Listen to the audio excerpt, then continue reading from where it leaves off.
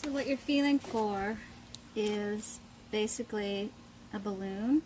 This is a larger one than I think the raised bladder would be, but this is about, if it's full, it's about this big. So if you imagine it, or if you have a balloon and you feel it between a towel, it makes it a little harder to feel. And so this simulates a little bit what you're trying to find in his body. If you put it in between a towel and just feel with your fingers, that's what you're looking for. The other thing, the bladder sits in the body. If you squeeze it up here, the bladder can move up. So what you're trying to do is get it between your fingers flat so that you can squeeze it flat.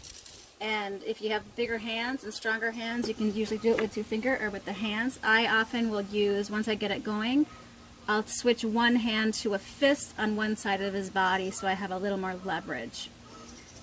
I wanted to show you where roughly you're looking for the bladder in his body.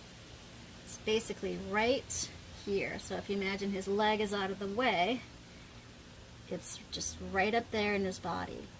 So when I'm squeezing, I'll just keep this here and kind of simulate when I'm looking for it. We're looking right, basically here's just his penis here, so we're looking right up here in his body, as if the balloon is just kind of right in there between.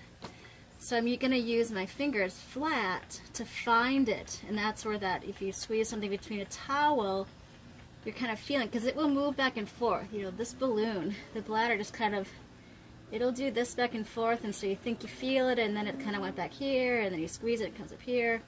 So it is pretty movable in there. So but that's what we're looking for. And so once you start squeezing, again, my hands aren't as strong. I start to put a fist on this side, just so I've got something more flat and stronger to squeeze against. So again, we're just squeezing right here. Okay, let's see if you're in the frame.